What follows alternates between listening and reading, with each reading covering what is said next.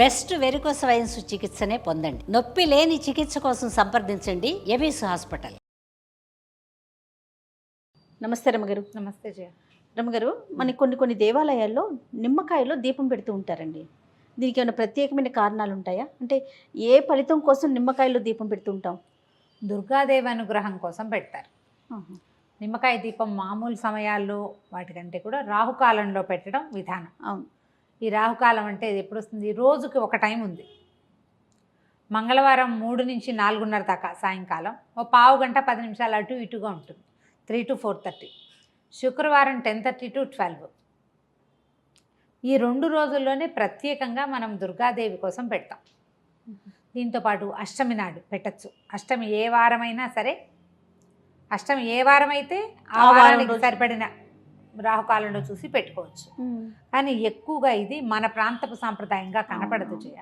తమిళనాడులో బాగా పెడతారండి. కామాక్షి దీపం అని పెడతారు. అక్కడ పైగా రాహుకాలం వాళ్ళు పాటిస్తారు. అవును. మనకి రాహుకాలం పాటింపు మన దగ్గర ఉండదు. మనం వర్జ్యం పాటిస్తాం. వర్జ్యం ఎప్పుడుంది అని చూస్తాం. అవును. వర్జ్యం చూసుకుని పనిచేయటం మన విధానం. క్రమంగా ఏమైందంటే గ్లోబలైజేషన్లో భాగంగా ప్రపంచ దేశాలను వదిలిపెట్టిన మన రాష్ట్రాల్లోనే కొన్ని పద్ధతులు అక్కడి నుంచి ఇక్కడికి వచ్చిన వాళ్ళు, మా పక్కింట్లో నువ్వు మీ అమ్మగారి పుట్టిలు మద్రాసు, అట్లా వాళ్ళు పాటిస్తారు. నువ్వు చెప్తావు అబ్బో రాహుకాలం, ఎందుకంటే మీరు రాహుకాలను వెళ్ళారు అందుకే మీ పని అవ్వలేదంటే నా బుర్రలో అది ఫిక్స్ అవుతుంది. నేను మెల్లిగా రాహుకాలాన్ని పాటించడం మొదలు పెడతా. క్రమంగా మా ఇంటి సంప్రదాయం కింద మారిపోతుంది. జనరల్గా చాలా విధానాలు ఇలాగే వస్తాయి. వీటిలలో ఆహారపు అలవాట్లు, ఆహారపు విధానాలు, పూజలు, పండగలకి చేసేవి, కొత్త బట్టలు కట్టుకోవటాలు, ఇలాంటి వ్యవహారాలన్నీ కూడా ఏమనాలి, ఆధ్యాత్మికమైనవి, ధార్మికమైన విషయాలన్నీ కూడా ఇతరుల నుంచి మనం కాపీ చేసేవి, నేర్చుకునేవి, అలవరుచుకునేవి ఎక్కువగా ఉంటాయి. వాట్లల్లో మనకి వచ్చిన వాట్లలో రాహుకాల దీపం ఒకటి. భక్తి కూడా అంతే చూడు, అది కూడా అంతే, అలాగే వస్తాయి. ఈ రాహుకాల దీపం ఒక 15-20 ఏళ్ల నాడు అసలు కనపడేదే కాదు. హైదరాబాద్లో స్కందగిరిలో కామాక్షి అమ్మవారిది ఒక అమ్మవారి దేవాలయం, ఉపాలయం, అక్కడ కనిపించేవి నేను 25-27 years బ్యాక్ నేను చూశాను. తర్వాత క్రమంగా మన దగ్గర ఉన్న దుర్గాలయాల్లో కూడా కనిపించడం మొదలెట్టింది. 4, 5, 6 పెట్టేవాళ్ళు. ఇప్పుడు వేల సంఖ్యలో పెడుతున్నారు. భక్తి ఈ రకంగానే డెవలప్ అవుతుంది. భక్తి అంటే నమ్మిక అవి కాదు, విధానాలు కాపీ చేసుకుంటాం మనం. మంచిదేగా, మన ఇంట్లో అలవాట్లేదు అని నేను అన్నాను అనుకో, మన వైపు అలవాట్లేదు, ఏమైంది అమ్మవారికేగా, మంచిదేగా, ఊళ్ళో పెట్టడం కాదని అనలేం మనం. అవును. అది చేశాక మనకి ఏదైనా ఒక శుభమో ఒక సానుకూలమైనది ఒకటి కనపడింది అనుకో, ఇంకా మానబుద్ధి కాదు, అవును చేయాలనిపిస్తుంది. బోల్డ్ అని విధానాలు ఉన్నాయి దానికి. శుక్రవారం కానీ మంగళవారం కానీ రాహుకాలంలో అమ్మవారి సన్నిధిలో దీపం పెట్టుకోవచ్చు. ఒక్క దీపం నుంచి 9 దీపాల వరకు ఒక దీపం పెడతారు. ఒకే నిమ్మకాయ ఒక డిప్పలోనే, ఆ నిమ్మ డిప్పలు వెనక్కి తిప్పి దాంట్లో ఆవునేతి దీపాన్ని వెలిగించటం ఒక పద్ధతి. నువ్వుల నూనె వెలిగిస్తే మంచిదని మొన్న మధ్య ఎవరో చెప్పారు నాకు. సరే మనకు ఒకటి తెలుసు, స్వధర్మ నిధనమే మంచిది, ఎందుకు వచ్చిన గోలా, కొత్త ఐడియాలు తీసుకోకూడదు అనుకున్నా. కానీ నేను ఒకటి తర్వాత 3 దీపాలు పెడతారు, 5, 9 పెడతారు. 9 దేవాలయ నియమంగా చెప్తారు. 9 పెడతారు. 9 డిప్పలు, 9 డిప్పలు పెడతారా? ఓకే. ఓ 5 కాయలు కోసి అదేలే 5ని 10 డిప్పలు తీసేసి ఒక డిప్ప పక్కన పెట్టేస్తారు. మిగతా వాటిలలో ఈ డిప్పలు వెనక్కి తిప్పిన డిప్పల్లో పెడతారు. ఒక చోట ఒక దేవాలయంలో అయితే అసలు డిప్ప వెనక్కి తిప్పకుండా నిమ్మకాయ కట్ చేయటం, దాని మీదే ఆవునేతి దీపాన్ని ఒత్తిని ఆవునేతిలో నానబెట్టారు, అది ఎత్తి పెట్టారు. ఓకే. చాలామంది ఎట్లా చేస్తారంటే విధానాలు ఒకళ్ళనొకళ్ళు కాపీ చేస్తాం కదా. ఈ నిమ్మకాయ రసం పిండేస్తారు, దాన్ని పారబోయకుండా ఆ నిమ్మ రసంతో పులిహార చేసి నివేదన పెడతారు. అమ్మవారు ఎట్లాగూ మన పసుపచ్చన్న ఇష్టం, హరిద్రాన్నైక రసిక అని చెప్తారు లలితలో. ఆవిడకి హరిద్రాన్నం అంటే ఇష్టం, పసుపు అన్నం అంటే పులిహోర ఇష్టం. నిమ్మకాయ పులిహోర అమ్మవారికి నివేదన, రసం పారే ఎక్కర్లేదు, అది కూడా అమ్మ సేవలోనే వినియోగింపబడుతుంది కాబట్టి మనం ఇలా పెట్టుకోవచ్చు.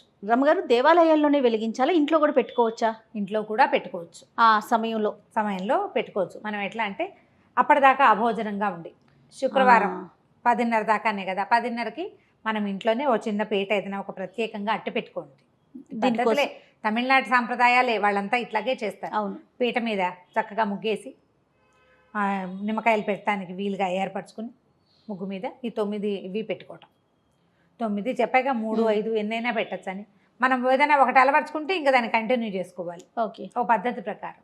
ఇదేంటంటే మనకి జాతకాల్లో రాహుగ్రహానికి ఇబ్బందులు ఉన్నప్పుడు రాహువుకి అధిష్టాన దేవత దుర్గ, అందుకోసం ఆమెని ఆరాధించడం కోసం దుర్గా స్తవం చదువుకోవటం. దుర్గా ద్వాత్రింశమాల ఒకటి ఉంది, 32 నామాలు ఉన్నది. దుర్గా దుర్గార్తిసమని దుర్గాపద్వినివారిణి, మంచి శ్లోకం. అన్నీ దుర్గ దుర్గ దుర్గ దుర్గ వస్తాయన్నమాట.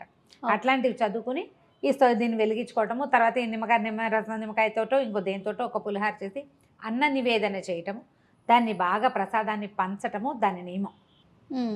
అది ఇప్పుడు శుక్రవారం మంగళవారం అయితే మధ్యాహ్నం 3 గంటలకి, అప్పటిదాకా భోజనం చేయకూడదు, అన్నం తినకుండా ఉండాలంటారు.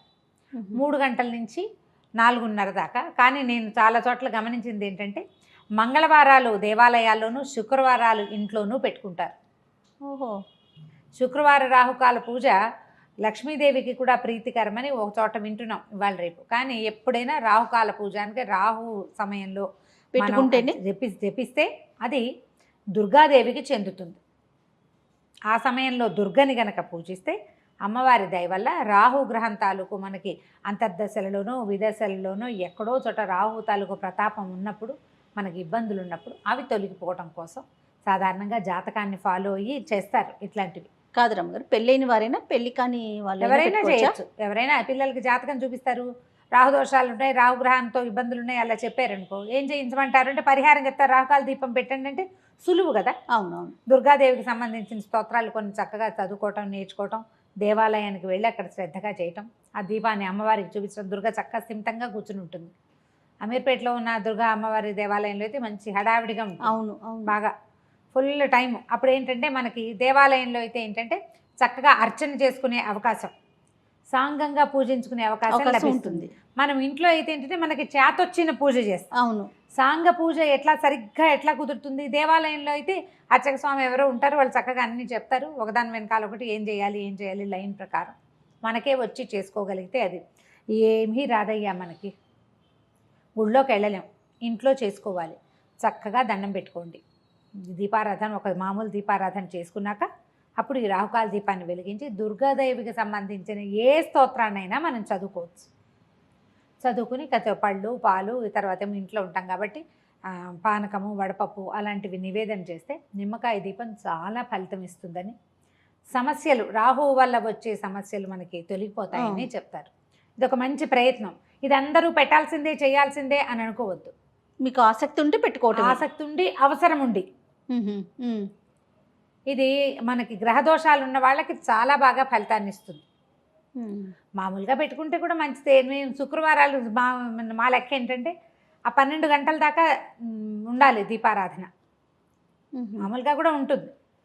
శుక్రవారం ఏదైనా కాస్త అటు ఇటుగా లేట్ అయినా, పూజ లేట్ అయినా కూడా 10:30 లోపల దీపం పెట్టాలి, 10 రాకాలానికి ముందే దీపం పెట్టాలి అని పెట్టుకుంటాము. ఒక్కొక్క నియమం, మనం సింపుల్ నియమం పెట్టుకోవాలన్నమాట. మనం చేయగలగాలి కదా. ఏదైనా పెద్దది బరువు పెట్టుకోవడం సులువు, దానికోసం ఇంటిలిపాది ఇబ్బంది పడేలాగా ఉండకూడదు. ఈజీగా చేసుకుంటే కనుక మామూలుగా దుర్గా ఆరాధనే చాలా అత్యద్భుతమైన ఫలితాన్ని ఇస్తుంది. భయం పోగొడుతుంది. ఆపదలలో కూడా మన వెన్నంటి ఉండి, ఆపదలు రావని చెప్పలేం, వస్తాయి, వచ్చినా కూడా వాటిని తట్టుకోగలం, తప్పించుకోగలం, ఎవరిదైనా సహాయం లభిస్తుంది. అందుకని ఎప్పుడు దుర్గా పూజ చాలా సత్ఫలితాలను ఇస్తుంది. అందులో ఇదొక విధానం. తప్పకుండా. నమస్తే. నమస్తే.